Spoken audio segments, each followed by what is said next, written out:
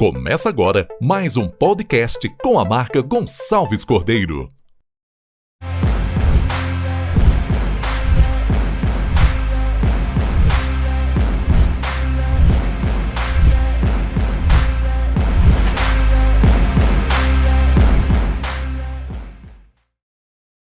Salve, salve galera, no ar mais um podcast KirilaCast.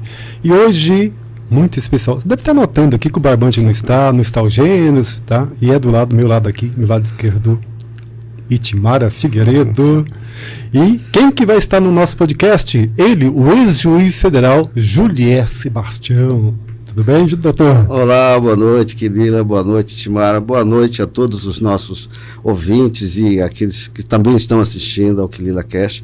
Meu boa noite, é um prazer poder estar aqui conversando com vocês. Olha, é uma satisfação, que vamos ter grandes histórias, né, Timara? Com certeza. Boa noite a todos, boa noite, doutor, boa noite, Kirila, obrigada pelo convite, parabéns por esse programa que está incrível. Obrigado.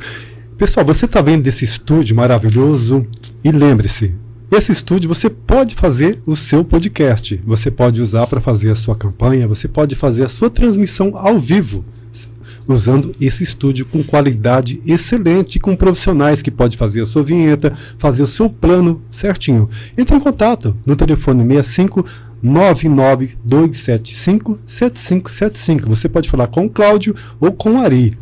Você vai ter uma equipe especializada para fazer um podcast, imaginou? Sem dúvida nenhuma. E eu sou o Roberto Kirila e esse é o podcast de número 7 de hoje.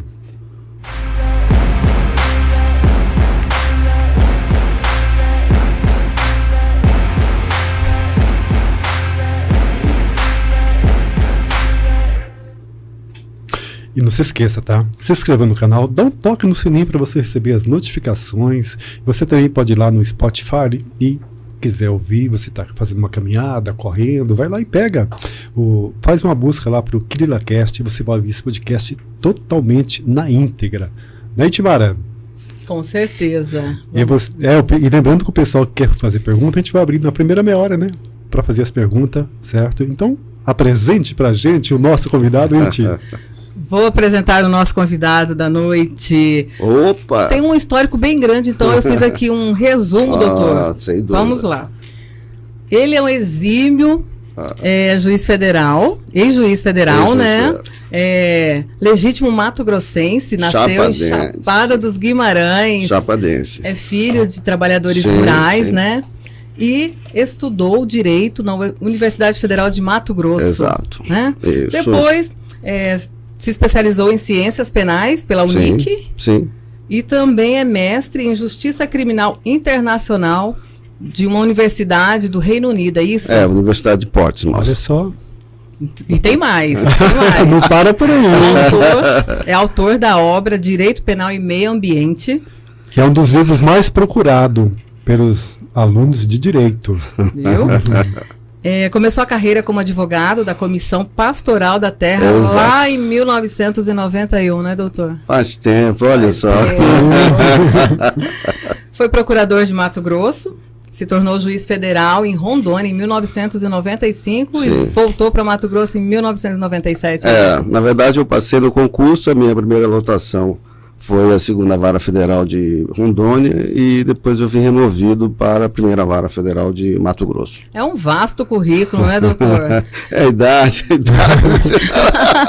Eu quero começar perguntando, o que te levou a trilhar o caminho do direito? O que levou esse canceriano a entrar nesse caminho? Olha, eu até quando eu estava vindo para cá, eu perguntei ao Vitor, onde é? Ele falou, Noraés. Eu falei, bom, onde Noraés? Ele falou, Manuel Leopoldina. Eu falei, perto da igreja, perto aqui da base da Polícia Militar e tal. Porque eu morei na rua de baixo, aqui na Avenida Ministro João Alberto, eu lembro até o nome hoje. Era vizinho. A 100 metros da igreja aqui na Senhora de Fátima. E eu fui da Pastoral da Juventude, fui do grupo de jovens aqui da igreja, Noraés aqui, coordenador do grupo de jovens. E no segundo grau, quando fazia escola técnica e do grupo de jovens, eu queria ser piloto de caça da aeronáutica. Né? Sempre fui fã de avião militar e tal, e eu queria ser piloto da aeronáutica. Aí, com o grupo de jovens, a participação na igreja foi mudando a visão. Né? Aquela história de quando eu fui fazer o vestibular, eu já estava com uma visão mais humana, social, né? A partir da igreja, da pastoral da juventude, e fui fazer direito. E passei bem até no direito. E é uma das minhas paixões, né? Direito e física e astronomia. São as minhas paixões. Astronomia. Olha que curioso. Física e astronomia. Astronomia? Por quê? Por quê? Eu acho que é importante a gente saber astronomia, né? O que tem além da Terra, o que é o universo, como existimos, enfim.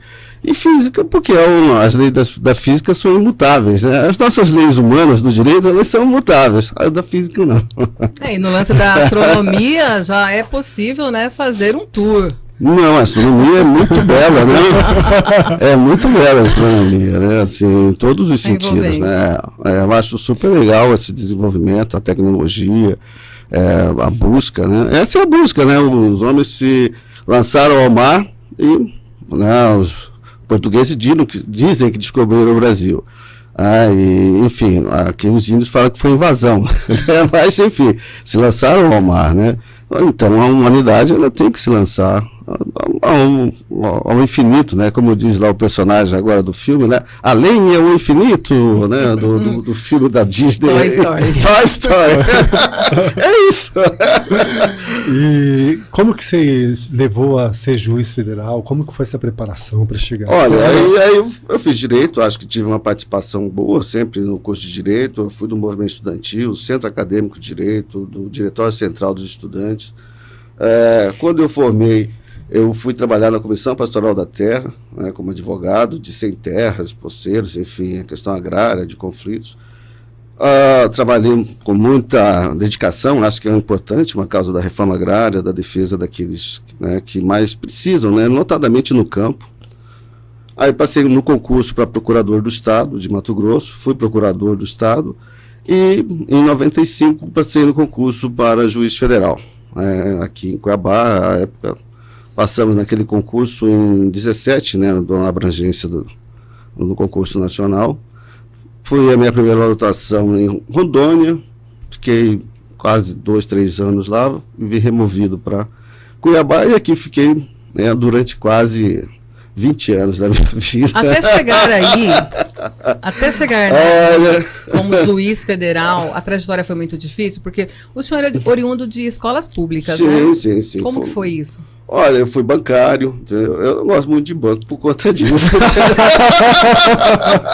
Eu não gosto de banco, não. Fui bancário, eu fui caixa do Banco Itaú, né, lá da Várzea Grande, lá na Cor do Magalhães.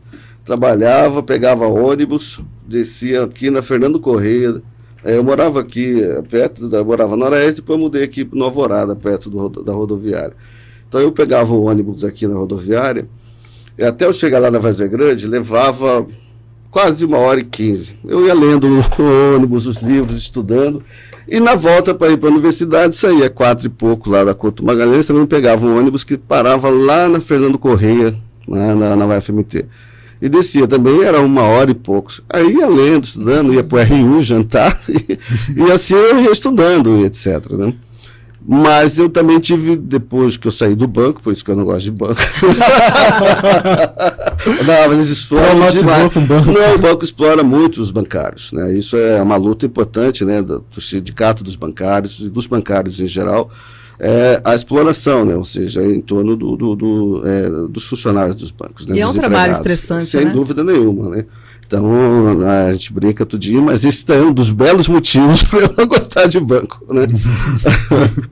E também porque eu acho que a gente, dentro da injustiça de distribuição de renda no país, a especulação com o capital financeiro e a participação dos bancos, ela é um dos fatores que empobrece o povo brasileiro, na medida que a gente não tem taxação de grandes fortunas, a taxação dos bilhões dos bancos, enfim. Então, além desse motivo pessoal, nós temos todos isso para discutir a questão dos bancos, né? Então, a partir daí que eu passei a estudar para direito, tive uma bolsa de estudo, né, também, depois para finalizar o curso, né, e assim fui indo estudando até passar nesse concurso. E eu sempre gostei de direito. Eu acho assim, quando você abre para a questão, para os jovens, notadamente, a dimensão social, de participação social, e aí entram essas questões de grêmios estudantis, pastorais de juventude, pastorais em geral, seja do seu credo católico ou evangélico, enfim, o qual ele seja, de você fazer com que os jovens brasileiros tenham participação consciente nas coisas. E você pode escolher, então, cursos depois, na hora, é um momento importante de escolha da juventude, né? Cursos da área de humanas, sociais, porque isso dá a dimensão hoje do grande problema que a gente está passando. Nós precisamos de pessoas, de brasileiros e brasileiras com visão social e humana disso que nós estamos vivendo, né? Um momento bem bárbaro da nossa história. Né? Nesse aspecto todo, a família foi fundamental? Teve todo o apoio? Sim. Nós sempre estudamos, éramos 4 irmãos, mas sempre meu pai veio de Chapada, com minha mãe casados, e meu pai trabalhou na antiga Sanemate aqui, até se aposentar. Né? Então, todos estudaram no Baú, que era José Estevão ali, né? Hoje não existe mais o colégio. Estudaram na escola técnica e todos passaram pelo FMT. Né? Eu fiz Direito, o outro fez Agronomia, outro Serviço Social, o outro fez Comunicação e Direito. Assim, então, porque os pais nunca desistiram, mas não tinha dinheiro, né? Meu pai ele abria valeta, né? Aqui da Sanemate. E eu dizia, quando eu via trabalhando, que eu ia estudar para ser igual a ele. Ele brigava comigo que não. Porque, se for analisar, né, Iti, você estudar na escola pública, estudar na Universidade Federal e se tornar um juiz federal, olha... Foi uma... Tem que ter muita garra. Tem que estudar. Tem muita garra mesmo. Mas tem uma coisa importante, viu, que chama-se disciplina, porque eu trabalhava o dia todo e aí eu... no próprio ano você ia lendo, ia estudando, né? E também, né, assim, na época, depois que eu formei, graduei em Direito, você mantém um hábito. Né, assim, você não precisa estudar o dia inteiro, todos os dias da sua vida, mas você tirar o hábito de estudar. E eu tinha o hábito de estudar entre 8 e 10 horas da noite. Eu trabalhava de dia, chegava, tomava banho, jantava, descansava e eu estudava 2 horas. Isso de segunda a sábado. Domingo eu não estudava. Eu brincava que eu guardava o domingo. Né? E isso era hábito. Os meus amigos ficavam às vezes chateados. Falavam, não, você tem que manter a rotina, a regularidade. Não é a quantidade. Você tem que ser regular na sua atividade. E as notas, como que ficavam nessa questão aí? Eram boas? Sim, você. Só tirava 10. Sim. Porque você tem que ter a regularidade, né? Então, uma vez a gente estava no festival de inverno na Chapada, eu me lembro, assim, os amigos todos e tal. E todo mundo se divertindo, deu 6:30 da tarde, uma sexta-feira, eu falei, preciso ir embora. Mas que é isso? Não vai ficar? Eu falei, não, mas eu volto. Mas por que você vai embora? Eu falei, porque eu tenho que cumprir meu horário de 8 às 10. Eu vou, estudo e subo de novo. E eu fiz isso. Olha, é disciplina. É regularidade, ou seja, assim, normalmente eu brinco com os meninos, os concurseiros em geral, o pessoal acha que é a quantidade de horas que você estuda. Não, é a regularidade e organização, se organizar, hoje é matéria tal, no dia tal, não. E você mantém a regularidade.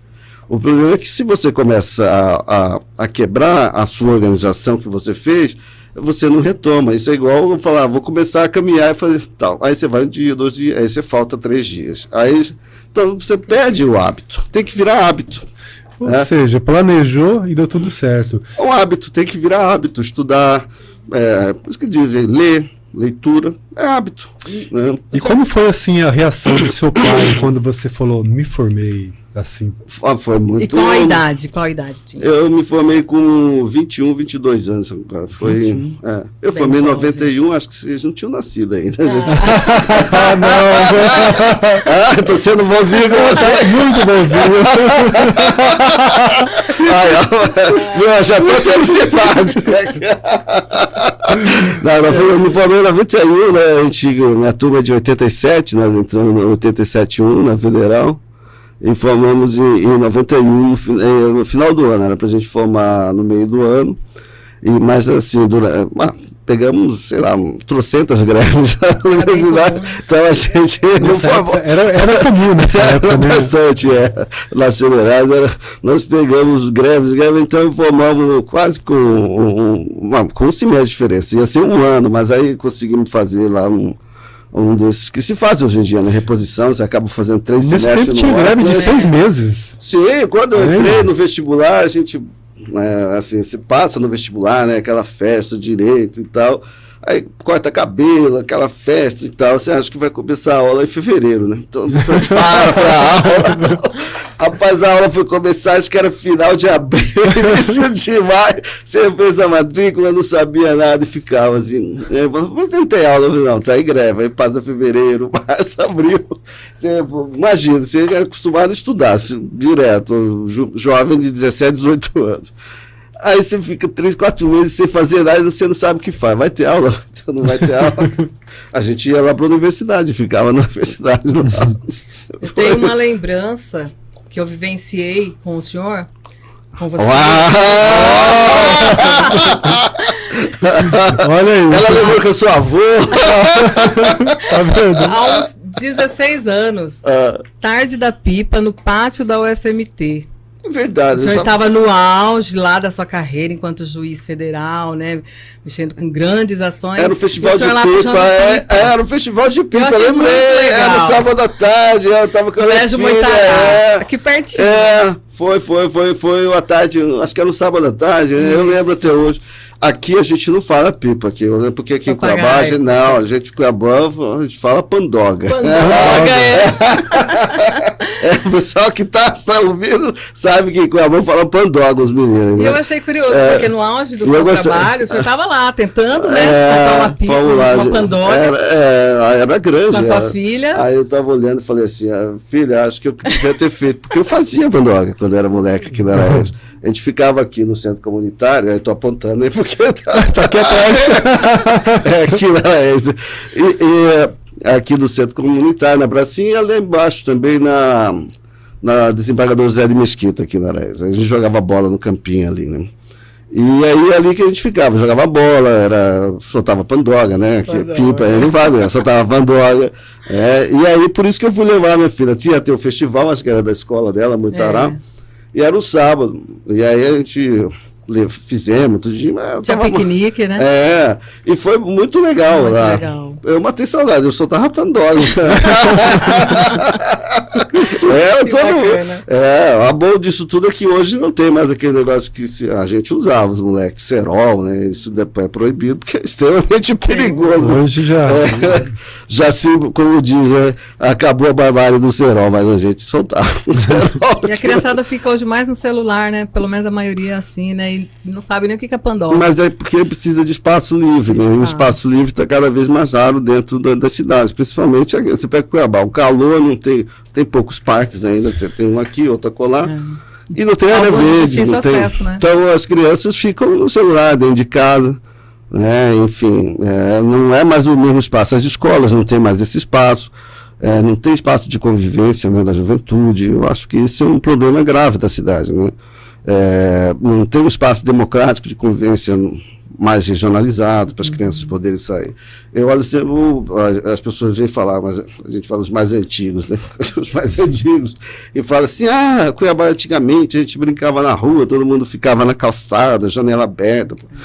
Isso não é mais possível, né? Porque eu cresci aqui no Araújo, no Alvorada, de fato naquela época ainda era um pouco assim, mas hoje não é mais, é muito perigoso, as crianças, né, têm que ter uma presença maior, né, de segurança também para os meninos e meninas, né, e nas escolas, enfim, até porque as escolas se tornaram também alguns espaços de violência, e isso não só entre alunos, mas em relação aos professores também. Então, como eu disse, ficou tudo mais moderno, mais presente, mas também eu acho que ficou um pouco mais perigoso em alguns aspectos. Mas né? o que foi mais difícil naquela tarde? Era soltar a pandoga ou mexer com seus processos? Não, era um sábado. Eu nunca levei processo para casa. Não, porque uma vez, quando eu fui, fiquei em Porto Velho, eram 2 varas lá federais, e o juiz da primeira vara era do Maranhão, né, um amigo meu, José Madeira, e eu era o juiz da segunda vara federal. E normalmente, quando um saía de férias, o outro ficava para não ficar sem juiz federal no estado. Né? E lá ele estava de férias e eu estava respondendo por Rondônia e pelo Acre, pelos 2 estados. E eu fiquei... Isso em Porto Velho. Em Porto Velho. E eu morava sozinho, eu não era casado ainda, à época era solteiro.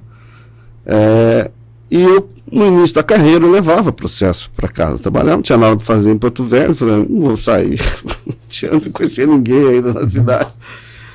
Eu levava processo para casa para trabalhar. E foi a rotina, até um dia que eu passei mal, sozinho, à noite. Aí eu falei, eu mexendo com o processo, trabalhando, eu falei, não, a gente não deve misturar as coisas, você trabalhou a semana inteira, aí leva o processo final de semana, cara trabalhando sábado e domingo, e uma noite eu passei mal mesmo. Assim, sentiu o quê? Não sei, teve um mal súbito, e eu olhei pro processo assim, tal, meio que parecia que eu ia desmaiar, minha mão ficou gelada e tal. E aí eu falei, cara, sozinho, liguei a época pra minha mãe, falei, mãe, tô passando mal aqui. Aí eu melhorei outro dia, mas aí eu mudei de hábito. Aí eu casei depois, cresci. Casou onde? Aqui em Cuiabá, isso era a época que eu era solteiro ainda lá. E aí, assim, você vê que você tem que separar as coisas. Né? Assim, você não... eu deixava os processos no fórum. Assim, trabalhava só o plantão, se estava de plantão aí é diferente. Mas o normal passou a ser não levar processo para casa. Porque você tem que separar as coisas. Né? Porque senão você acaba... A gente conhece muito magistrado, muitos juízes que tem infarto. Porque eles levam para casa o porque trabalho, fica ligado de muito... Muito, e tal, não para, de repente, piripaca. Aí eu falei assim, olha, se eu morro aqui, o que ia acontecer? No máximo ia dar o nome para uma sala lá, juiz federal. Eu falei, não. Vale bastante, mas você tem que separar as coisas, entendeu? E eu me recordo, há 16 Por isso que a pipa lá era melhor. A pipa lá era melhor do que os processos no sábado. A casa renovada, né? Não, foi legal aquele festival. E eu lembro que o senhor parecia assim um pai muito presente, porque quando eu ia deixar minha filha lá no Muitará, o senhor chegava sempre muito escoltado, né? E eu vi o senhor chegando, fazia questão de entrar com a filhinha lá, escolta deixar armada? Na escola. Totalmente eu escoltado. Eu 10 anos com escolta armada. Depois a gente vai ficar sabendo por que dessa escolta armada, viu? Então, isso me mostrava que o senhor realmente era um pai participativo, que fazia questão, que acompanhava. Eu sempre gostei de acompanhar. Não ia segurança, você mesmo ia lá junto com a Não ia, levava ela. Porque eu que levava e pegava na escola, né? Pelo horário, quando era criança, acho que nessa época. 5 aninhos. Hoje vai fazer 21. Bora fora. Bora fora. Já manda um beijo pra ela. Beijo, Juliana ali.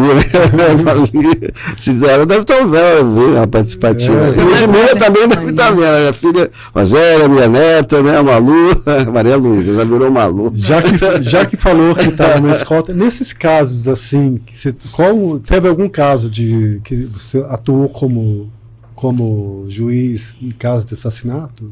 Não, teve a questão o que mais chamou a atenção? Não, a questão de crime organizado. Eu andava com escolta policial, tanto da Polícia Federal, né, quanto da Polícia Militar, em razão da questão do crime organizado no Estado, à época, né, a questão do comendador, a questão, depois das várias operações que a gente tinha, desde operação policial, foram tantas que... Então, já que nós estamos falando desse aqui, como se iniciou essa operação se pode falar, como se iniciou do comendador, por exemplo? A partir de investigação da Polícia Federal, do Ministério Público Federal, do Ministério Público do Estado de Mato Grosso, né? E das acusações serem de competência da Justiça Federal para julgamento, né? Mas por que começou a investigação? Como surgiu isso? Era a questão do jogo do bicho, das máquinas caça-níqueis. Tinha denúncia? E também porque houve uma série de assassinatos aqui no Estado à época, né, até do jornalista Sávio Brandão. E a partir disso, a Polícia Federal, o Ministério Público Federal e o Ministério Público do Estado de Mato Grosso passaram a investigar não só os homicídios, que eram de competência, alguns da Justiça Estadual, outros da Federal, e a questão dos ilícitos também, alguns de atribuição do Estado, outros de atribuição federal. E em cima disso se desenvolveu a questão de se romper a questão do crime organizado no Estado. Foi o seu maior desafio? Olha, como juiz criminal, sim, porque acabou eu tendo que andar com escolta, com segurança por um bom período. Mas, não, eu acho assim, eu tenho duas decisões que eu acho que eu gosto muito, né, assim, pelo impacto que elas tiveram. A primeira em relação à questão do princípio da reciprocidade em relação aos americanos, né, a de se estabelecer a igualdade de tratamento, né, nos postos fronteiriços do país, né, de imigração, em relação aos cidadãos americanos, e a questão foi a primeira decisão que foi tomada em ação civil pública judicial, que reservou 50% das vagas da UFMT para alunos egressos do sistema público de ensino, né? Então, essas, assim, embora em relação à questão do crime organizado tenha sido um impacto importante, algo importante para a história do Estado e para as nossas vidas pessoais também, mas eu particularmente acho assim, pela dimensão da decisão em si, da decisão judicial, eu fico assim, sempre eu lembro dessas duas, né? A questão dos americanos, que a gente fala da questão dos americanos. O senhor exigiu a mesma exigência que tinha sim, lá. Que foi a aplicação do princípio de reciprocidade, que vigiu de 2005, se não me engano, aquela decisão, até 2019, quando este governo do Bolsonaro revogou a portaria, né, que igualava os tratamentos entre brasileiros e americanos. Se os americanos tratassem mal os brasileiros, é a mesma coisa, trata bem, é aquela história né, da boa visita. Né? Você me trata bem, na sua casa eu trato você bem, né? Se você me tratar bem, e assim. E isso, à época, foi uma decisão, o governo era no início do governo, acho que era o governo Lula, em 2005, e o governo, a Casa Civil e o Ministério da Justiça, então, a partir da decisão, editaram uma portaria interministerial que fixou a aplicação do princípio da reciprocidade, não como uma ordem judicial, mas como uma medida de governo. E isso passou até 2019, quando o Bolsonaro, então, porque ele batia a continência para a bandeira americana, revogou esse ato interministerial. Como foi essa repercussão? A época foi uma repercussão interessante, né? Assim, eu lembro que teve era muita entrevista de rádio, né? Então, uma vez eu entrei num debate numa rádio de Washington, né, com entidades de direitos humanos, e os americanos particularmente ficaram chocados, e a discordância em relação à minha decisão, porque num trecho da decisão eu dizia que o nazismo começou com a identificação dos judeus, né? De marcar os judeus na identificação. E eles estavam fazendo isso com os brasileiros nos postos de fronteiriços, né? E a gente recebia eles com festa e foguetório aqui, né? Não adiantava nada você passar pela consulado, embaixada, e obter o visto, tudinho para ir, lá você passava esse constrangimento. E a partir do momento em que isso foi implementado aqui no Brasil, eles questionaram também, mas você está dizendo isso, mas você também está mandando marcar a gente. Aí eu falei, não, mas tem o princípio da reciprocidade, é um fundamento do direito internacional, né, que é justamente para igualar as relações entre povos. Né. E num dos debates, depois na Rádio Tupi, acho que do Rio, o prefeito do Rio era o César Maia, à época, se não me engano. O César Maia entrou para debater ao vivo e ele questionou, falando que como que ia ser o carnaval, né, que os gringos vinham aqui, né, e foi receber os gringos, né, eu brinco com os gringos porque era assim que a gente saiu numa matéria, recebendo os navios americanos com passistas, mulheres sambando, né, de trajes menores, tal. E ele falando que como que nós não poderíamos abdicar disso, prejuízo para o Rio. E eu disse, olha, a Embratur já aboliu há muito o uso de mulheres nas propagandas sobre o Brasil, né? O Brasil não faz mais isso, o Brasil é contra o turismo sexual. Aí virou um bate-boca na rádio, era 9 horas da noite, mais ou menos. Então, assim, foi muita repercussão nas rádios, né? Esse fato. Então, voltando lá atrás, né? Mais atrás um pouco. Lembrando a história, eu vou contando. Água. Tem mais, pode continuar contando, tá ótimo. Você recebeu, qual o tipo de ameaça que o senhor recebia, doutor? Assim, como que era se recebia? Olha, eu não acho que não se a gente não detalha esse tipo de coisa, mas diz um ditado assim, caldo de cana, caldo de galinha, de canja, né? Galinha descalda. Um negócio, segurança não faz mal a ninguém, entendeu? Mas o senhor temia pelas... Canja de galinha. Canja de galinha não faz mal a ninguém. Então, precaução nesses negócios é bom. O senhor temia pela integridade física do senhor, da sua família? Não, todas as pessoas têm que temer. Quem trabalha nessa questão de agente de Estado, com esse tipo de função, tem que temer, sem dúvida nenhuma. Até porque você tem que ter consciência do que você faz, dos limites do que você faz, das consequências de suas decisões, tudo isso. Né? Então, tem que se precaver. Né? Você não pode ser ingênuo sobre isso. Vai lá, entendeu? O senhor levou à cadeia, né? O comendador João Arcanjo. Como foi isso?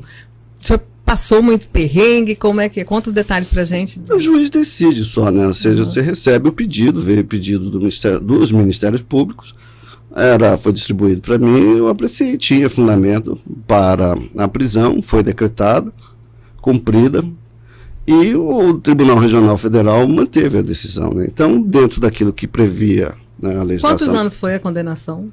Agora já... Foi em 2000 não... Eu não sei, depois que ficou 11 anos e pouco, reduziu, era 30 anos e alguma coisa, acho que o TRF reduziu, aí depois eu não lembro mais. O juiz você vai julgando, foi em 2003, eu acho. O senhor mexeu com a vida de muitos figurões de Mato Grosso, né? O senhor acredita que depois dessa fase, dessa operação, nasceu um novo Mato Grosso? Houve uma nova fase? Eu acho que foi importante para o Estado, né? Assim... quando você tem uma libertação nesse aspecto do Estado não ser fazer parte de crime organizado, de você iguala as relações na prática. Porque se você tem um setor, por exemplo, político do Estado, que tem uma relação com o crime organizado, evidentemente que ele tem monopólio da violência, da arma, em relação àquele que não tem isso, né? Então, o Estado, por isso que a gente tem Estado, por isso que tem segurança pública, que tem justiça, né? Ou seja, para que a condição individual de cada um não interfira como uma forma de coação em relação àquele que não tem as mesmas condições de outro, né? Então, para o Estado, eu acho que é um tipo de libertação nesse aspecto, entendeu? Quando você não tem que lidar com essa violência organizada mais explícita, né? E, doutor, nessa questão, onde que entra o Pedro Táxi nessa parte? Procurador da República. Procurador. Sim, do Ministério Público Federal. Ele e os demais procuradores, né, à época, que atuaram nos casos, os promotores do Ministério Público de Justiça, né, dos promotores aqui do Ministério Público do Estado de Mato Grosso, e os delegados da Polícia Federal, né? Então, assim, havia naquela época não se falava força-tarefa, né? Falava-se em cooperação entre essas instituições, né? Então, foi a partir disso, ou seja, porque não tem processo judicial, criminal, sem investigação, né? Então, tem que ter autoridades que são responsáveis por isso e que conduzem as investigações, né? Conforme a Isis disse, você mexe com a vida das pessoas. Né? Depois disso, teve algum contato com o Arcanjo? Alguma conversa? Não, sim, processo. O processo é presencial. Né? Conta pra gente. Como que foi? É juiz. Não tem muita. Depois de solto agora, por exemplo, que ele não teve algum contato, alguma conversa? Não, até porque eu deixei de ser juiz em 2014, né? Eu acho que eu trabalhei nesse processo até 2005, então não... Pois mudou de vara, aí você não... Você, como diz, né, o juiz deu a decisão, ele sobe ou vai para outra, você não vê mais o que aconteceu. E do ponto de vista pessoal de convivência, não... Cuiabá é uma cidade muito grande. Com o desfecho desse processo, o senhor se sentiu aliviado? Missão cumprida, valeu? Posso ser sincero para você? Eu já julguei ao longo de quase 20 anos, sei lá, de cálculo de cabeça, 30, 50 mil processos. Então, mais um processo. Mais um, então. Mas esse foi de grande repercussão. Acaba, mas ele termina. Ou seja, acabou para mim, eu sentenciei em 2003. Então, vai embora, vai recurso, vai para as instâncias superiores, enfim, é assim que funciona. Né? Depois teve a questão também do VLT, porque, né? Juiz não casa com processo. Ainda bem, né? Despacha e vai embora. Hein, doutor, depois teve a questão do VLT. Sim. Como é que foi? Não, havia um pedido do VLT, eu acho que foi feito para que ele fosse paralisado, houve uma decisão que paralisava, eu fiz uma audiência pública sobre essa questão, revoguei a decisão que impedia, houve um recurso para o Tribunal Regional Federal, primeira região em Brasília, o presidente do tribunal revogou, manteve a execução do projeto e assim foi, né, mantido. Em relação propriamente ao fundamento do VLT, eu acho que juridicamente não havia fundamento nenhum para impedir a obra. E do ponto de vista da Cuiabania e dos vazagrandenses, era o melhor modal a se fazer, e ainda é o melhor modal a se fazer, na minha opinião, né? Tanto que na campanha de 2020, eu dizia que se o governo do estado abandonasse, como de fato abandonou o modal, deveria, se fosse prefeito, a prefeitura encampar o projeto e terminar, né? Porque hoje nós estamos no século XXI, na terceira década do século XXI. Qual o fundamento para que a administração pública ofereça busão para o povão, de novo? E com 1 bilhão e 200 milhões já executados nessa obra. Então, assim, do ponto de vista de fundamento e daquilo que é preciso, né, nós temos que garantir, sim, que o modal, que o VLT seja terminado, né? Porque, assim, você pega ali a Várzea Grande, do aeroporto até o porto, o VLT está pronto. Está pronto. O que falta? Obras de alvenaria, né? Ou seja, estações, vamos lá para se fazer. Obra de alvenaria. Não é mais estrutural. Eu digo, por que você não põe para operar, já que está parado os bondinhos lá, os trenzinhos lá, do aeroporto até a Praça do Porto? Eu sempre brinco que os cuiabanos vão ficar com inveja dos vazagrandenses. Mas é assim que se começa algo. Que já tem aeroporto, né? Não vamos esperar para botar para funcionar. Eu cito um exemplo. O metrô de Londres, acho que começou a ser construído em 1800, eu estou na dúvida agora, se é 1881, 87, uma coisa assim, não me lembro de cabeça, certo. Até hoje o metrô de Londres continua sendo construído. E é o metrô, a obra metroviária que eu conheço e que se tem conhecimento de literatura, que cobre grande parte da população, né? Mas ele não terminou até hoje. Então, nós já investimos, poderíamos colocar para operar o que já está pronto. Ele pode chegar até ali, perto da praça, até perto da Praça do Porto. Né? Praça do Porto? Sim, está tudo pronto ali. Trilho, a instalação, lá, aquelas coisas que são estruturais, né? O que falta? Estação, que é obra de tijolo, cimento. Se eu não me engano, o trilho já está até perto dessa praça aqui em Cuiabá. Essa praça... É só até no Porto, né? Até no Porto? Eu acho que até no Porto, né? Até no Porto. Embora não, é porque foi coberto ali, né, no centro ali, não foi na prainha ali, não foi? Até na prainha, acho que até na prainha tinha os trilhos, né? Mas foi coberto. Foi coberto ali, foi coberto. eu acho. O senhor acredita que isso ainda vai ser retomado, essa discussão? E é possível que isso volte a eu acho que valer? Sim. Olha só, olha, este governo e o outro que terminou também, tanto do Pedro Táxi quanto do Mauro Mendes, diziam que não tinha dinheiro para concluir a obra. Essa é a questão. Mas todos se lembram que o governador atual andou propondo, ou já está pronto, o projeto de levar trem para transporte de soja no interior, não é isso? Então eu pergunto, qual a justificativa política e administrativa para que o Estado diga que não tem dinheiro para concluir os trens dos cuiabanos e vazagrandenses, mas ao mesmo tempo tem dinheiro para levar trem para o interior para transportar saco de soja?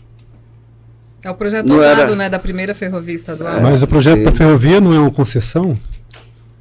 Mas o dinheiro vem do mesmo orçamento do Estado. O governador está falando que não tem dinheiro. Eu falo, por que a prioridade política dele é o saco de soja e não os cuiabanos e vazagrandenses? É o mesmo orçamento. Então, hoje, é uma opção Mato Grosso o Cuiabá tem condições Sim. de fazer. O correto era pelo menos terminar. Eu acho que para quem trabalha com continuidade de serviço público, e assim que tem que ser, né? O Bolsonaro esses dias se apropriou de uma obra que começou no governo Lula, que é a transposição do Rio São Francisco. Foi Lula, Dilma, começou a construção, gastaram dinheiro, veio o golpe do Temer, o Temer colocou dinheiro também lá, veio ele e terminou. Inaugurou a obra. Embora ele tenha se apropriado e nem citou os outros presidentes, ex-presidentes que colocaram dinheiro lá. Normal. Entendeu? Mas termina a obra. Né? E entre o saco de soja e as cuiabanas e cuiabanas, se faz agrandecer, é melhor. A Ferrogrão é uma obra federal, né? A obra proposta pelo governador tem recurso do orçamento do Estado. Né? Assim como também a obra do VLT, o recurso é federal. E é por isso que o TCU barrou e impediu que se parasse o VLT para começar o BRT, porque tem recurso federal. Aí o governo diz, nós pagamos o empréstimo da Caixa. O TCU diz, não, porque o dinheiro é federal. Então, o que eu quero dizer, é o mesmo orçamento, é o mesmo dinheiro. Ou seja, é o mesmo governo do Estado. O correto é terminar a obra aqui de Cuiabá e Várzea Grande. É o correto. Do ponto de vista público, do ponto de vista administrativo, do ponto de vista de respeito às obras públicas. Né? E aí sim se começa em outro lugar.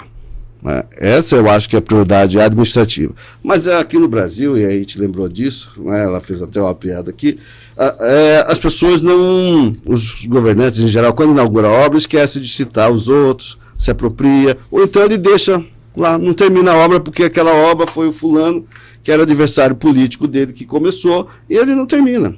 Aqui nós temos um hospital que ficou 30 anos, 40 anos. Foi retomado recentemente, né? Para você ver, então não é opção, não é? Opção. É vontade política. Ué. Então eu acho que a gente precisa e nós precisamos, em relação aqui a Cuiabá e Várzea Grande, ficou algo esdrúxulo. Assim, eu aqui em Cuiabá falo, porque não está visível, foi tampado na prainha, etc. Mas ali na Várzea Grande não tem como esconder aquilo. Ali está bem escancarado, né? Vai destruir tudo aquilo? Vamos ser os talibãs aqui de Mato Grosso? Vamos explodir a obra pública? Vai ficar mais caro. Timara, vamos chegar ao momento agora que a gente pode olhar o seu Instagram, pode olhar o seu para ver quem que está perguntando aqui e o pessoal que quer um boa noite seu, que quer que você mandar um alô. Sim. Vamos lá, o Elinilton Almeida, boa noite, doutor. Elinilton, boa noite aí. Mandando você mandar um abraço para ele. Abraço para você, toda a família aí. Aqui eu tenho a Thaís Almeida, lá do Rio de Janeiro também, tá curtindo a entrevista. Um abraço, Thaís. Boa noite.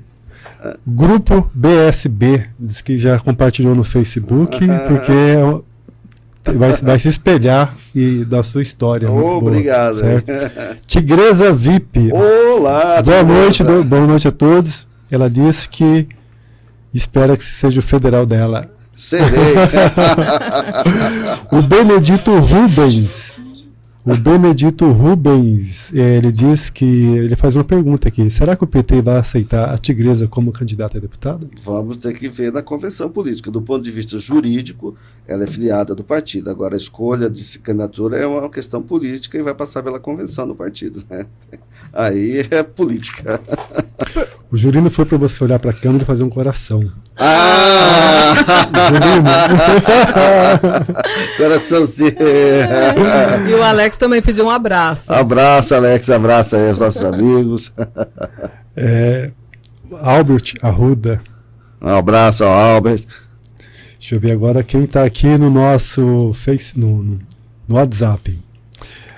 Gazela, diz que está ouvindo, hein? Gazela já participou aqui. Gazela. Um abraço. O Latino, lá de Colíder. Muito bem, Latino. Está perguntando quando que você dá uma passada por Colíder. Vamos passar durante todo esse período, assim que começarmos aí a poder legalmente fazer a campanha. Fabiano está mandando um abraço. Um abraço ao Fabiano também. E quem mais aqui? David que se formou em Direito e está com a mesma pretensão de ser juiz federal. Está perguntando quais os caminhos, doutor. Estude. Tem que ter disciplina, organização e estudar. Não pode ter preguiça, não. Paulo Lemos, que está acompanhando. Paulo Lemos, nosso amigo Paulo Lemos. O Araújo lá de Colíder também. Um abraço a toda a Colíder. Estive lá quando eu era juiz federal para dar palestra lá na faculdade em Colíder, lá, de Direito. Lá. De Direito na terra do que na terra. Lá na sua terra. Era Facilíder. Facilíder, é uma coisa assim. Na época, mas eu tenho tempo também. Vai fugindo. Deixa eu ver mais quem está aqui no grupo também. O Barbante. O Pio, lá de Colíder também. Abraço, Pio. Adriana. Alcir Rocha, o professor da UFMT em Colíder. Um abraço ao professor. Celso Banazeski, ex-prefeito. Sim, ex-prefeito, grande abraço. E o Daniel Hoffman, pedi para você mandar um abraço para ele. Daniel Hoffman, um grande abraço aí para ti. Gabriela Carvalho também pediu um abraço. Grande abraço, Gabriela. Giovanni Assis. Giovanni Assis, que é um grande fã, já trabalhou contigo de cinegrafista. Que beleza, um abraço aí. É isso aí. Tem mais alguém aí da rede social do Julián? Maria Lúcia mandou um abraço. Maria Lúcia, abraço. Eu não olhei o Instagram, né? Vamos ver agora. Olha, essas plataformas me surpreendem, né? Eu era da época que a gente marcava horário para ligar no orelhão. O senhor fez muito isso? O que o do orelhão não tem mais. Mas naquela época? A gente fazia, namorava como? Eu tinha que marcar com a moça que ligava. Agora conta pra gente como que era essa história de namorar pelo orelhão. Eu tinha que marcar o horário, você não tinha telefone. Colocava ficha, ligava, aí o pai da menina atendia. Aí desligava o orelhão. A ficha caía, aí botava outra. Até ela atender. Era moleque, os moleques tinham medo de falar com os pais. A gente marcava o horário, vou ligar. Marcava o horário e fazia ligação. Hoje o pessoal tem o celular, ninguém liga mais. Só vai no zap, manda áudio. Ninguém liga mais. Eu tenho um amigo que fala assim, quem liga? Ninguém liga.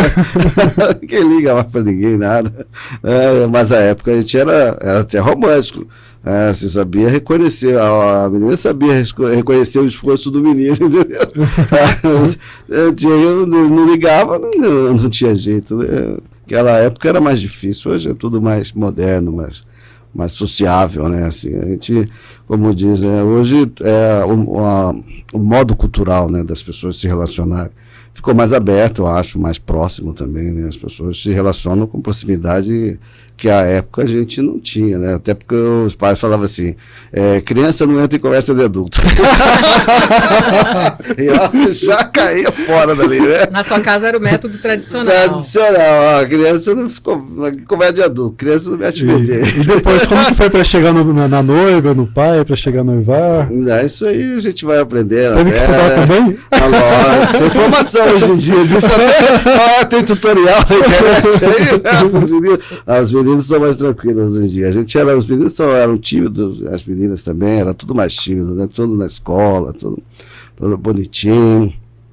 Hoje é diferente, né? Era namorador? Não dava foi tempo? Muito tímido. Muita timidez. Eu era o cara que tirava 10 da sala. Normalmente é o cara mais tímido que só estuda. Mas era o chato da sala também ou não? Não. Era quietinho. Era o nerd da sala. Eu estudava muito. Era guri, assim, a gente era muito pobre, assim, eu sempre fui muito tímido, mas eu gostava de jogar futebol e ficar na rua, assim, coisa de menino, era pandoga, bolita, futebol. Futebol eu jogava bem, futebol. Era atacante. Isso aqui no bairro Araés? No Araés aqui. No Araés, Baú, né? A gente jogava nos campinhos aqui no Verdinho, ali no Lixeira e tal. Era bom de bola. Era pra estar na seleção da geração Romário, aquela Copa de 94. Olha só. Mas aí eu fui estudar e olha o que deu. Eu devia ter sido jogador de futebol. Era craque, eu jogava bem, agora eu tô falando sério. E o Rondônia, assim, teve algum caso que você julgou, que repercutiu?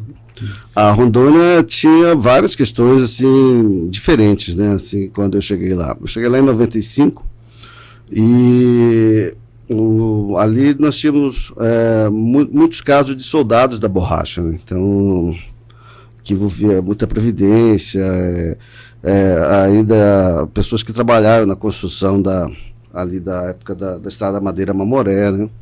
Então, assim, é uma realidade diferente que era dos outros casos que a gente pegava, que, por exemplo, tinha em Mato Grosso, né? Então, eram chamados de soldados da borracha? Os soldados da borracha. Então, como que eram esses soldados da borracha, assim? Não, normalmente eram pessoas, trabalhadores, né, que participaram do ciclo da borracha e que eram já bem idosos, e eram muitos casos de aposentadoria. E isso me surpreendeu, assim, para a realidade que a gente tinha aqui, que eu conhecia de direito, de processos, né, e processos da própria Justiça Federal em Brasília, Rio, São Paulo, enfim. Essa especificidade, a gente tinha filas para audiências envolvendo soldados da borracha, de tantos processos que tinha de aposentadoria, enfim. Aí que você vê que os ciclos, né, assim como foi o café, cana-de-açúcar, ele deixa um saldo de vítimas, né, desse tipo de exploração econômica. Ou seja, que é a seringa, né?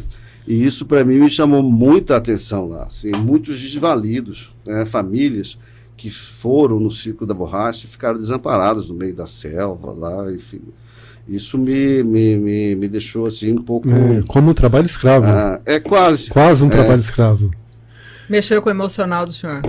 Eu nunca tinha visto assim tantos idosos juntos em situação de não amparo, né? Assim, eu sou daqui de Chapada, Cuiabá, né? Mas aí você vê essa situação dura que foi o ciclo da borracha e as consequências disso lá. E isso vale para a gente. A gente pode passar hoje as consequências da soja aqui no estado. São ciclos de commodities, né? Então, como já foi cana, café, ouro, né? A exploração econômica gera consequências, às vezes, que o estado não desampara, né, aqueles que estavam envolvidos, né? Então, isso era um caso que eu achei em Rondônia bem diferente, né? Me chamou muita atenção. Mas também a Porto Velho aí já não era processo. Eu gostava muito do Rio Madeira lá. Eu achava super legal os restaurantes todos eram na beira do Rio Madeira, assim, a relação com o rio é mais próxima. O Rio Cuiabá, ele acaba ficando na borda da nossa cidade, né? Ele divide, é limítrofe com Várzea Grande, outros municípios. Lá o rio corta a cidade e os restaurantes se aglomeram ao lado. Isso eu achava bem legal, os peixes da região amazônica ali e tal. Enfim. Aproveitava bastante. Sim, o aspecto eu gosto de peixe, né? Mas o peixe nosso é melhor do tempero. Não tem peixe melhor que o nosso, não. O tempero é diferente. O juiz, assim, já cometeu uma gafe, assim? Já. Uma vez a gente... Tem os processos de descaminho e contrabando que são de competência federal. Normalmente a gente chama sacoleiro, né? Os sacoleiros e tal. E aí o dia era uma audiência criminal e eu não sei o que foi que aconteceu, a PRF prendeu um ônibus de sacoleiros, não sei de onde que vinham, do Paraguai, uma coisa assim. Na época se via muito ônibus do Paraguai. Era o pessoal que é a época que o shopping popular era popular mesmo, não era onde é a construção, ali, um shopping, né? Antes eram as barracas e tal. E prendeu 25 pessoas que estavam no ônibus, assim, e só o pessoal sacoleiro mesmo. Aí veio o processo, a procuradoria denunciou, e antes, antes da reforma do Código de Processo Penal, um processo penal começava com um interrogatório, né? Hoje não, hoje começa com defesa e tal. Mas antes se começava com um interrogatório, aí que vinha a defesa. Bom, lá na Justiça Federal, a Polícia Federal chega com um ônibus de presos lá para a audiência. Eu falei, mas o que é isso? Aí eu falei, vamos fazer logo, ouvir os 25, porque eu vou soltar todo mundo, vou ficar preso no sacoleiro. Aí tá. Aí estavam presos ainda, tá? Já ia dar a decisão no final da audiência. E, até que chegou o último, quase, ele já era um rapaz, e ele foi preso com malas de couro, bolsas de couro de viagens. E tinha um monte lá no bagageiro. Aí eu terminei de interrogar ele, tudinho, né? Aí, enquanto a época não é como hoje, que é filmado, né, e tal. Então tinha a assistente nossa, né, a assessoria, ficava digitando, né, o depoimento, o interrogatório, para você assinar. Então, enquanto finaliza ali, o réu sentado, o menino, puxa assunto, né? Já era 7 horas da noite, você tá o dia inteiro ouvindo isso aqui. Alcançaram ali. Eu falei, deixa eu perguntar. Essa sua bolsa, eu já tinha terminado. A sua bolsa é de couro mesmo? Falando com ele assim. Ele disse, não, doutor, é de couro mesmo. Você tem certeza? Não sei o que. Ele, não, claro que é de couro, doutor. Assim, meus clientes. Aí eu falei, por curiosidade, quanto que é a bolsa de viagem, de couro, assim, assado? E eu olho pra mim assim, por que, doutor, o senhor quer comprar? Eu falei, não posso comprar, não, por isso que você tá aqui. Eu já ia vender a bolsa pra mim. Já é um bom vendedor. Porque o senhor quer comprar? Eu falei, não, você tá aqui por isso. Aí eu voltei, eles saíram. Mas, filho, chegou um ônibus, agora preso. Eu falei, mas que é isso? Aí eu achei o espontâneo, rapaz. Por que o senhor quer comprar? Já foi mostrar. Tem umas É um bom vendedor, né? Tem uma outra, essa é engraçada, velho. Essa era penal. Essa é mais engraçada ainda. Eram umas dessas operações que se fazia de combate à criminalidade e acabou sendo preso uma pessoa que, por conta de interceptação telefônica, ele conversando com alguém que era chamado de velho, que era o chefe da organização, não sei o quê. Ele foi preso, aí veio para audiência. Eu começo a se interrogar e pergunto para ele, mas no dia no telefone e tal, o senhor falou, quem que é o velho? Ele pensou, ficou assim, velho? É o velho. Ele falou, o velho? Ele é o pai de santo. Todo mundo olhou para procurar. Como assim? Pai de santo? Mas não é o chefe da quadrilha? Não! É que as coisas estão ruins para mim.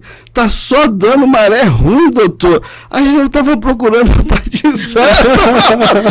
E ele falou, eles interpretaram que era o velho, que era o chefe da quadrilha. E ele tá lá, mas não, é um pai de santo. Aí eu olho quando de fato era o pai de santo, mas eu ri demais. Aí ele falou assim, eu tenho o cartão dele, doutor. Você não quer, não? Aí ele falou, não, eu posso, o senhor tá aqui, se o senhor precisar, eu tenho aqui. Eu falei, não, acho que o senhor tá precisando, mas o senhor tá preso. Eu falei, pra você ver a história das confusões, aí você acabou soltando o rapaz, porque ele era o pai de santo mesmo. Não tinha problema nenhum, então. Não, é porque ele fez relação com alguém que estava sendo investigado e já na investigação ele pegou a interceptação. E aí era o velho, quem era o velho? Era o chefe da quadrilha. Mas não era o velho, era o pai de santo. Ele falou, doutor, eu ando numa maré ruim. Aí eu fui lá ver o pai de santo. Aí a audiência toda, não tem como ficar sério, todo mundo começou a rir. E ainda ele quis passar o cartão do pai de santo. O pai de santo, né? Aqui o cartão do pai de santo. Foi preso por conta do pai de santo. Aí voltou, falou, não, uma confusão aí com a história do velho, entendeu? São essas histórias aí, mas tem uma história também assim, de ajudar, que a gente fazia um juizado itinerante da Justiça Federal no interior, né? Onde o juizado itinerante, a Justiça Federal organiza, é como um mutirão, né?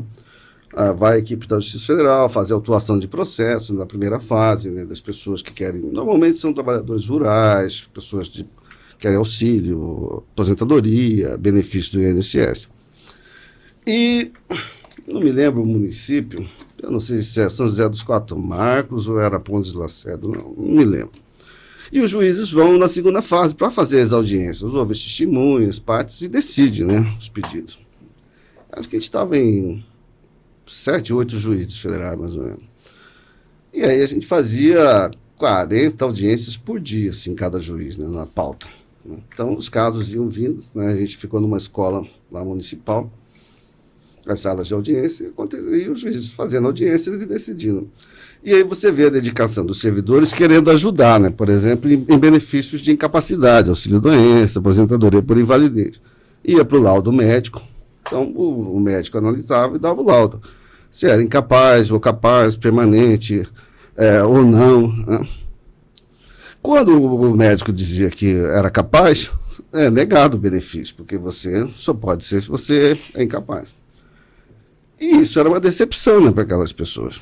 Então os servidores tentavam ajudar a interpretar os laudos. Aí veio um dos servidores, ele gostou tanto do senhor, já não era um velhinho. Olha que veio lá, deu lá, o senhor tem um monte de doença. E ele ficou todo feliz. O senhor passou, o senhor passou. O pessoal olhou assim a felicidade dele e falou, você está comemorando, ele está doente. Aí, mas é aquela história, né, de querer ajudar, comemorou o fato de não poder conceder o benefício. Eu ali, nunca vi comemorar o laudo de alguém que está incapaz. Mas era por conta disso, porque se é incapaz, teria direito ao benefício previdenciário. Mas é isso. Mas você normalmente não comemora. Mas aí era uma situação tão assim que todo mundo estava torcendo para conceder o benefício para o senhor. Né? Porque ele de fato precisava. A hora que falou, o senhor passou. Tá doente. Todo doente, coitado aí. Doutor, você teve algum caso assim, o senhor já julgou algum caso de assassinato grave assim mesmo, que mexeu muito com a sua cabeça nesse tempo? Não. Não chegou a esse ponto? Não, julguei, mas não é processo. É processo, não. Eu fiz júri quando eu era procurador do Estado, porque à época não existia defensoria pública. Quem fazia a defensoria era a Procuradoria do Estado, era a Procuradoria de Assistência Judiciária do Estado. E eu fiquei lotado na Procuradoria desse. Então eu fazia júris, processos criminais, que a defensoria faz hoje, né? Tem coisas que são indefensáveis, mas você tem o direito à defesa, que você tem que defender, né? Então tem casos terríveis, né? Mas é normal do processo, né? É como médico. Como médico. Vai passando pelo centro cirúrgico. Você falou que foi quantos processos, né? Por isso que eu disse, o processo. Ele fala que não lembro, porque mais um. Tantos, mais um. Foi. Porque decidiu, você não vê mais o processo na prática. E aí o senhor Acabou a sua função. Pediu exoneração em 2014, né? 2014. E aí, valeu a pena? Como que tá a vida hoje? O senhor arrepende? As minhas filhas falam que eu fiquei mais novo. Era um peso. Não, é cansativo, é bem... Como foi esse processo de... A gente amadurece, né? Porque é um processo de adaptação também, né? Sim. Mas é como eu fui advogado, fui procurador do Estado, então não comecei a carreira aqui, a minha primeira votação foi fora, já passei por Brasília, enfim, você vai fazendo as coisas da sua vida, né? Você vai decidido, né? E depois de 20 anos na profissão, às vezes você fala, olha, está na hora, né? Vou fazer outra coisa. Eu digo assim, se você tem vontade de fazer algo, não espere, né? Ou seja, eu como juiz, eu acho que eu cheguei ao ápice da carreira que eu podia fazer dentro dos processos, como juiz, enfim, podia esperar. Hoje eu seria desembargador federal, né, em Brasília, enfim. Mas até já poderia ter me aposentado hoje. Faltavam 7 anos para me aposentar. Mas eu acho que eu poderia fazer mais com participação política, né, pela formação que tinha, pelo que eu penso da vida. E também por você ficar mais livre, entendeu? O juiz tem muitas amarras, você não pode dar opinião sobre isso, sobre aquilo, enfim. É algo que você precisa ter claro o que você é. Por exemplo, o nosso presidente da República não tem noção que o cargo dele, ele precisa respeitar o cargo dele. Né? A mesma coisa o juiz federal. Acho que era o Sarney que chamava isso, deontologia do cargo. Né? Você tem que ter responsabilidades com o seu cargo, com o que isso representa. Né? E isso te impõe um monte de coisas. Né? Mas financeiramente valia a pena? Não, sempre é um servidor público normal, acho que tem carreira normal. E cada um, acho que tem pessoas que podem ir além, outros são diferentes. Né? Eu acho que podia contribuir mais deixando a magistratura. Foi difícil essa decisão na época? Não, foi porque eram 2 décadas, né? 20 anos, quase 20 anos de carreira e tal. Então é difícil, às vezes você ainda é meio juiz ainda no comportamento, às vezes, enfim. Mas é uma decisão de vida, né? Que você toma e, assim, às vezes as pessoas erram, outras acertam. Eu acho que eu acertei. Mas como que foi essa tomada de decisão? Reuniu a família, a esposa? Olha, tem uma questão seguinte, disse que tinha um senhor que estava com 77 anos, 78 anos, sentado à beira do mar. Ele passa, vê os meninos de surf passando na onda. Aí ele olha o menino, ele acha tatuagem bonita e fala assim, eu devia ter feito aquela tatuagem. Então, é a mesma coisa do senhor lá, entendeu? Acho que você não deve esperar algumas coisas para você chegar ao fim da vida e falar, acho que eu devia ter feito aquela tatuagem ali. Então, essa, acho que é uma lição que vale para a vida, assim. Você não tem coisas que, se você acha que é esse o caminho, você precisa tomar as suas decisões, porque o tempo passa para todo mundo, né? E, às vezes, depois que passou, né, já foi. Não volta mais. Não volta mais. Pode ser outro tempo, mas aquele já foi. Né? Então, acho que as pessoas, nesse sentido, eu não vou esperar aposentar, virar desembargador, tal, aí você vai se acomodando na vida, vai. Então, as pessoas acham que tem que fazer aquilo que tem que vai te fazer feliz. É o que conta no frigir dos ovos. Né? Isso vale para todos os aspectos da vida. Seja feliz. Bom, tá mais feliz, então, para ele, acho que, então, a saída muitas pessoas que acham que frustrou, não, feliz, mais novo, com segunda filha, né? Segundo minhas filhas, eu fiquei mais novo. Você candidatou a prefeito 2 vezes? 16 e 20. 16 e 20. E tirou alguma lição dessas candidaturas? Olha, tirei sim. Duas. Uma pessoal, que eu acho que é um momento que você tem ímpar de você poder conversar com as pessoas, né, em todos os sentidos, né, você poder chegar num bairro, eu fiz 2 eleições de prefeitura, você conversar com as pessoas, com quem é seus concidadãos, as pessoas, você poder ser recebido, você poder debater aquilo que você acha, isso eu acho que é um agradecimento muito pessoal. Né? As pessoas falam assim, estranho, às vezes você vê na televisão, a juiz, aí vê você pessoalmente e tal. Então, assim, é um momento bem, bem próximo, que eu acho importante. Isso é bem pessoal, porque como juiz você acaba, pela questão do cargo, você sempre fica mais distante. São mundos diferentes, né? Você é um operador da justiça e tal, então você se mantém um pouco distante. Quando você é candidato, você mergulha dentro da questão, né, da conversa com o povo, com a população, enfim, é diferente. Né? Você se muda, né? Você vê que às vezes você fala assim no início, fala, nossa, como que eu vou pedir voto assim, eu sou tímido, eu não sei. Aí depois, por um tempo, fora que você vê, isso é tão natural conversar com as pessoas, que não é pedir voto, é você conversar, se explanar, ouvir as pessoas. As pessoas, hoje as pessoas não ouvem, né? Todo mundo acha importante falar, aparecer e tal, mas ouvir quase ninguém gosta de ouvir. Né? E esse momento é importante para a gente fazer esse diálogo, né? Até porque se você está discutindo políticas públicas, não basta só falar, você tem que ouvir também, porque senão não tem como formular a política pública, se você não ouvir. Né? E o segundo é bem pessoal mesmo, assim, bem cuiabano, local, ou seja, nessas 2 eleições de prefeito eu vi que Cuiabá é muito grande.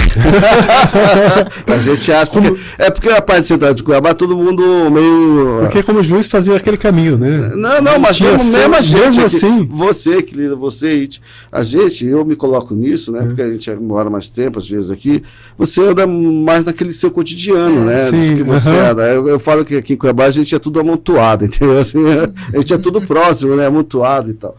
E você acha que é assim, não é, né? Cuiabá é muito extenso, é muito grande, né? E aí hoje eu falo assim, antes eu ficava perdido nos bairros quando chegava. Agora na campanha, ou quando eu ando na Olímpia, eu sei, por isso que eu falei pro Vitor, onde é? Eu falei vindo pra cá, já sei onde é e tal. Pô. E vale para todos os locais, salvo 1 ou 2 bairros que eu ainda tenho dificuldade, eu ainda fico meio perdido em algumas ruas. Mas Cuiabá, aqui para lá do Industriário tem Pascoal Ramos, Pedra Não, conheço bem ali. Antes do centro a Terezinha, ali, o nome daquele tem o Passaredo. Não, é Industriário 1 e 2. É isso, Jardim Industriário 1 e 2. Eu ainda me perco naquelas ruas ali de distinção. Tanto que um dia a gente estava no carrinho na campanha, e estava eu e o Elilton na campanha fazendo discurso, não sei o quê, e aí a gente passou de um bairro para o outro. Aí você fala de um bairro e já tinha passado, falei, passou a rua, nós trocamos de bairro. Aí você tem que estar entrando no bairro, estar conversando com as pessoas, o mínimo é você saudar o bairro certo, né? Então, e aí ali, ainda me perdi, e vou ser bem sincero, ali no CPA, entre o CPA 3 e 4, a pé ali, a gente ainda me confunde em algumas ruas ali, porque é muito grande ali, né? Quando você está de carro, parece que é mais mas andar ali, você é muito grande ali. Porque Cuiabá é grande. Cuiabá é grande. Você acha que é pequeno? Não é é. muito grande, né? E como o senhor se prepara para enfrentar tudo isso? Olha... Pratica atividade física? Eu gosto de dar uma caminhada. Eu caminho. Aí quando dá, a gente faz algum esforço físico, né? Mas eu gosto de caminhar e correr. Só não tenho corrido esses dias que está muito hostil, o clima não está bom. Não. Aí não é bom. Está muito seco e tal. Mas eu gosto, aí dá para fazer uma caminhada normal. Ali no UFMT é um bom local para caminhar, correr, bom. Né? Mas todo mundo tem que fazer. E na campanha, olha... Anda bastante. Terminei 2020, na campanha 2020, olha, elegante. Como dizer, mas um tom.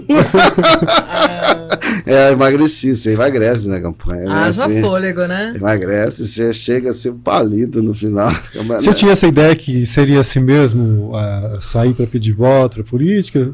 Não, eu sempre fiz política antes de ser juiz, né? Assim, eu era afiliado do PT, fui dirigente estadual do PT, fui no movimento estudantil. Então, eu fiz política, apoiei candidatura, enfim. Mas é diferente quando você é candidato. É diferente. Por falar nisso, deve estar passando um filme na cabeça dos concurseiros de plantão. Porque o senhor batalhou bastante, estudou, conseguiu chegar no ápice, né? Se tornou um juiz federal. E, de repente, passaram 20 anos, não quero mais. Vai para a política. Qual a mensagem que o senhor deixa para essas pessoas? Acho que as pessoas têm que ter vocação. Acho que tudo vai mudando, assim, né? Eu vim da militância social, fui advogado apostoral da terra, fiz concurso, fui procurador do estado de Mato Grosso.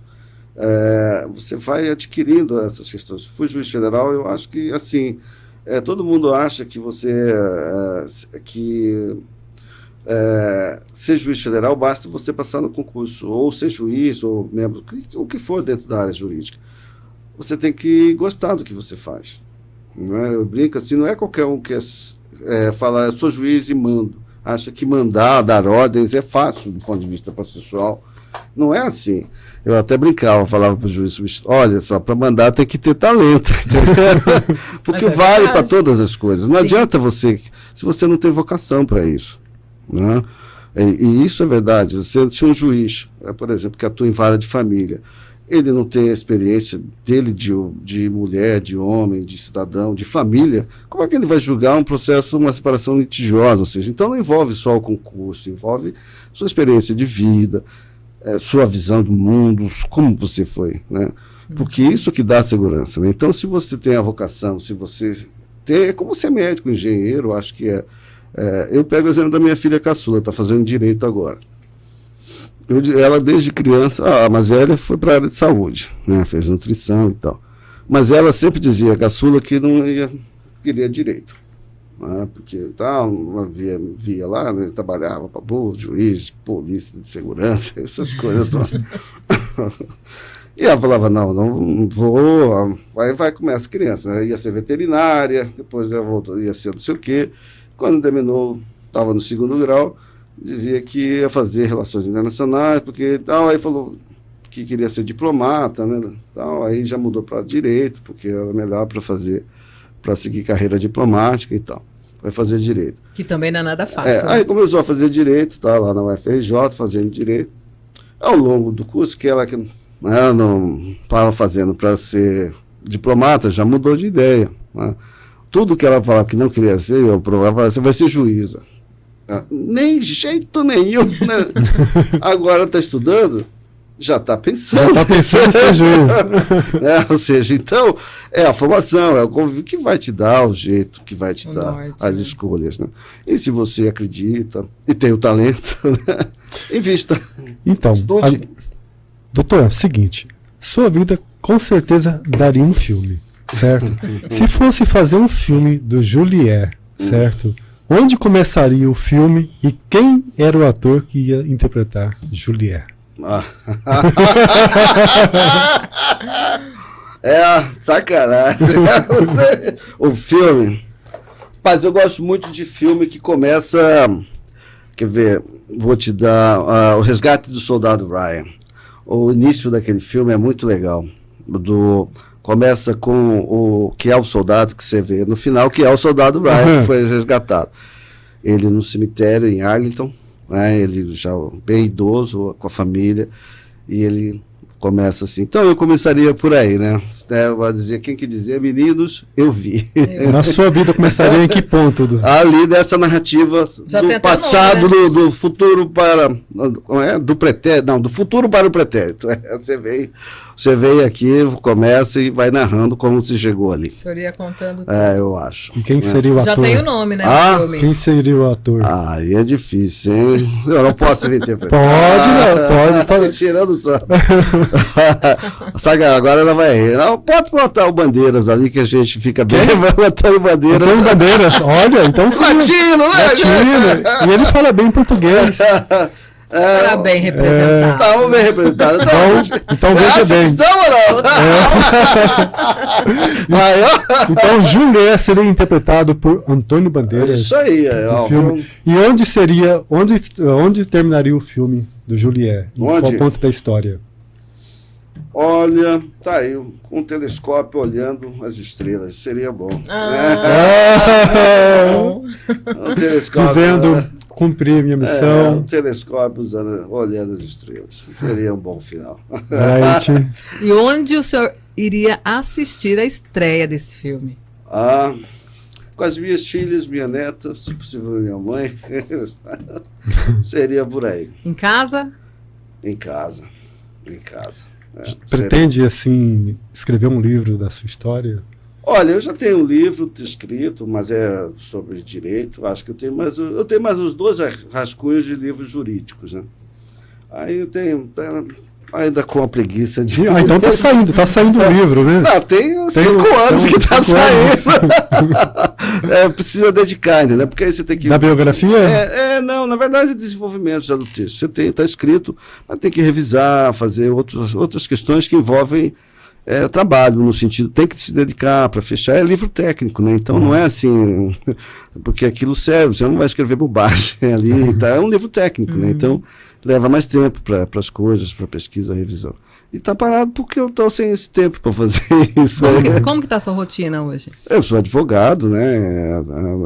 Advogado trabalha bastante, o pessoal acha que advogado não trabalha, mas eu já conhecia, né? Porque eu fui advogado privado, de pastor a advogado antes de ser procurador, e advogado público, como procurador do Estado, né? Então agora eu sou advogado privado.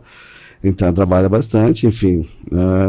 O tempo corrido, a gente aproveita também para fazer agora, com liberdade, para fazer política, né? Poder conversar com as pessoas, se dedicar. Então, toma tempo um pouco para isso. Mas tenho também um projeto de escrever 2 livros de ficção. Já tenho, acho uma ideia muito boa. Já tem assim um Mas aí, depois que eu me aposentar, vou morar lá em Chapada, eu vou escrever. Que vai ver as estrelas, né? Telescópio. Olha aí, ele vai encerrar o filme. Escrevendo o próximo livro. Inspiração não vai faltar, no lugar. Mas ajuda. Até chegar lá vai demorar ainda. Vamos ainda para participar dessa reconstrução do Brasil, que vamos ter, sem dúvida nenhuma, depois que acabar esse período, né, mais tenebroso que já tivemos na nossa história. Já tem assim uma data, um encontro com o Lula já? Marcado? Olha, não, eu não sei quando o Lula virá aqui em Mato Grosso durante a campanha ainda, mas ele certamente deverá vir, né? Embora tem pouco tempo também até a eleição, e eu acho que não deve ter segundo turno, na minha opinião. Acho que acaba no dia 2 de outubro, graças a Deus. E acho que a tarefa começa para a gente reconstruir tudo que foi destruído.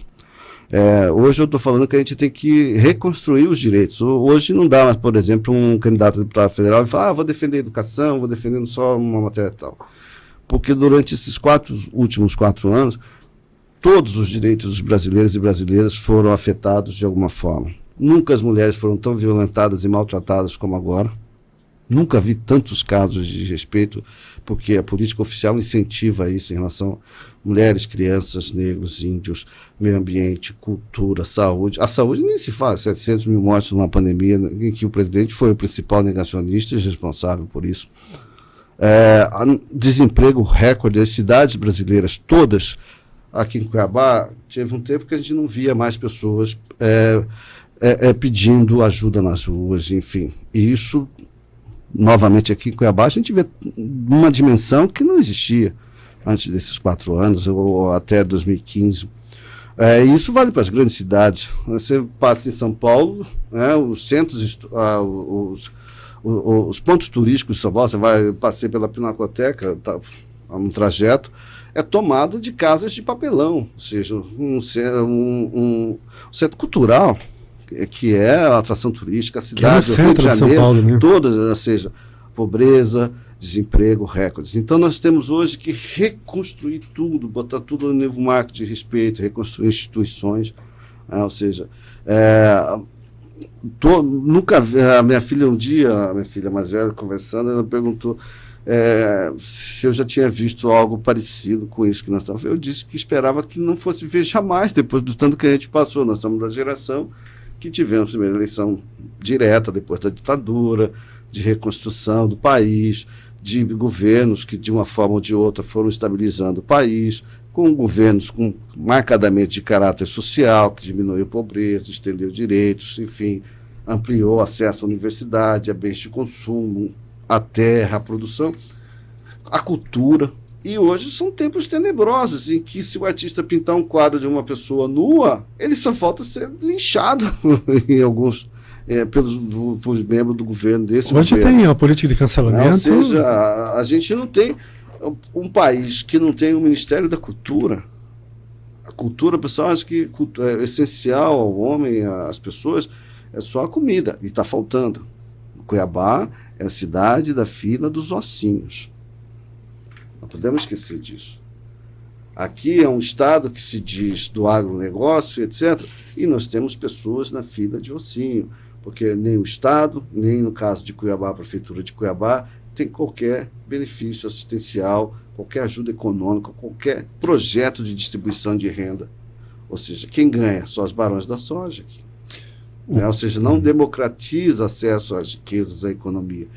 E, então, é um fato diferente isso para nós, que nós precisamos ter a responsabilidade de reconstruir. Né? E eu dizia alguns dias atrás, quando o presidente Lula tomou posse em 2003, em janeiro de 2003, o primeiro ato de governo, quando todos achavam que iam ser medidas de impacto econômico, de mercado, na economia, foi a primeira medida, o Fome Zero, coordenado pelo então sociólogo Betinho, não foi?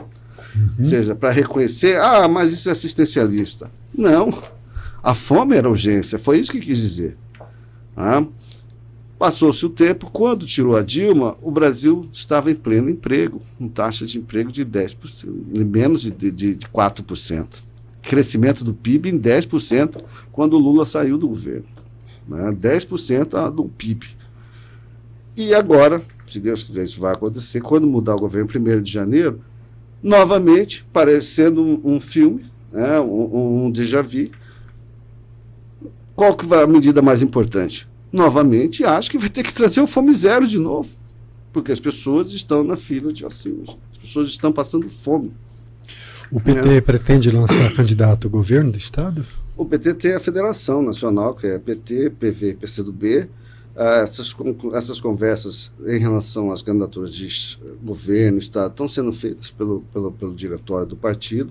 Eu, particularmente, só tenho visto pela imprensa, né, porque eu sou candidato a deputado federal, tenho que fazer meus afazeres, né, mas a prioridade do PT é a eleição do presidente Lula, de uma bancada federal, e, obviamente, de construir o palanque dele aqui no Estado. Então, dentro da federação, já há nomes colocados, alguns eu tenho visto, inclusive de partidos que não estão na federação, mas que devem se coligar na majoritária.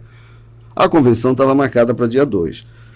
Mas acho que vai acontecer no dia 5, como todos os outros partidos. Né? Eu também não estava entendendo muito, porque esse negócio, você vai fechar uma coisa que o jogo continua ainda. Então, é o último dia. Eu acho que vai ser por aí. Mas dentro da federação deve ser o nome tanto de governador quanto de senador, e vamos ter sim um palanque de oposição ao governador Mauro Mendes aqui no Estado, sem dúvida nenhuma. E como que o senhor avalia, houve uma certa resistência, né, para a filiação da Tigresa ao PT. Como é que o senhor avalia isso?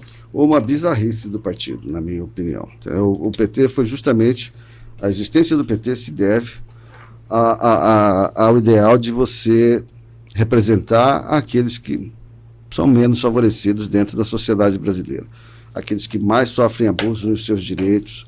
E nós temos um caso de uma mulher de ascendência indígena, que não é rica, ou seja, trabalhadora.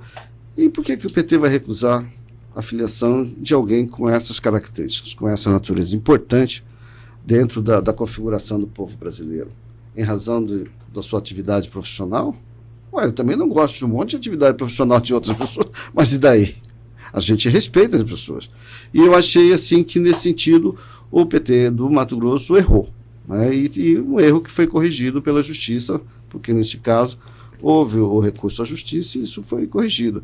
Eu sempre digo o seguinte: em 2018, o Alexandre Frota foi eleito deputado federal pelo partido do então presidente Bolsonaro, pelo PSL. Foi eleito. Teve uma votação estrondosa em São Paulo. Só que o Alexandre Frota é homem, branco e rico. E até o Bolsonaro aceitou ele ser ator de filmes para adultos. Por que o PT de Mato Grosso vai discriminar uma mulher não rica e de ascendência indígena e negra? Qual a lógica disso? Não vejo. E o partido justamente criado para que no seu programa essas pessoas, como nós todos, né, respeitássemos diversidade, acolhêssemos e lutássemos para que todos nós tenhamos melhores condições de vida. Pouco importa o que você faz. Para mim, eu só questiono, evidentemente, no partido, você ter pessoas que matam, pessoas que roubam e assim por diante. Pessoas que trabalham jamais devem ser discriminadas sobre qualquer aspecto. Seja ele étnico, sexual, orientação sexual, idade, classe, enfim. Sinceramente, acho que foi um momento, como dizem os meninos hoje, um momento de vacilo. Que foi corrigido pela Justiça. Então, mas ainda vai passar pela convenção, né? E uma questão política, aí é uma decisão política do partido. Ela corre risco de ser rejeitada ainda pelo partido na convenção? Olha, aí é uma decisão política, porque aí não tem mais problema jurídico, entrave jurídico. Aí, obviamente, entra ela também se dispor como também candidato político. Política tem que conversar com as pessoas, falar, olha, vota em mim. Construir, né? Construir a candidatura. Isso, obviamente, que não pode ser feito por decisão judicial, né? Assim, até porque um partido político se faz com diálogo, com participação e com decisões também, né? O que está vedado, evidentemente, não pode ser feito jamais utilizar-se de subterfúgios para isso. Por isso que as discussões têm que ser públicas, transparentes e políticas.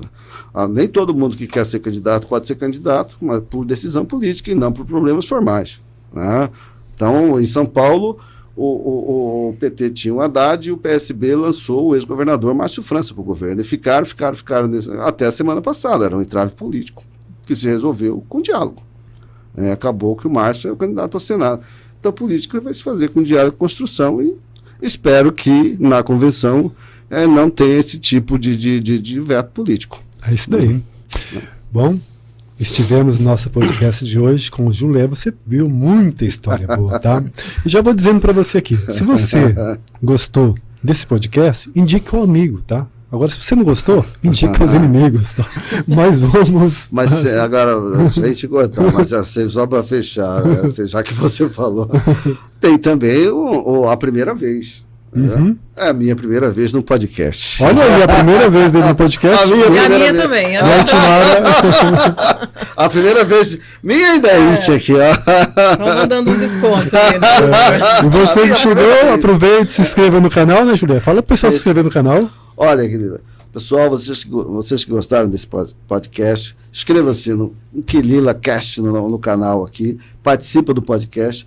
Olha, é muito divertido, profundo e de conteúdo. Este, sim, é um programa que o Brasil, nossa Cuiabá e Mato Grosso, precisa. Querido. Muito obrigado. Com a participação da IT, né, sem dúvida nenhuma. Está ali o nosso Ari, ali o nosso Vitor, ali também, vou cumprimentar também, é o Quilila.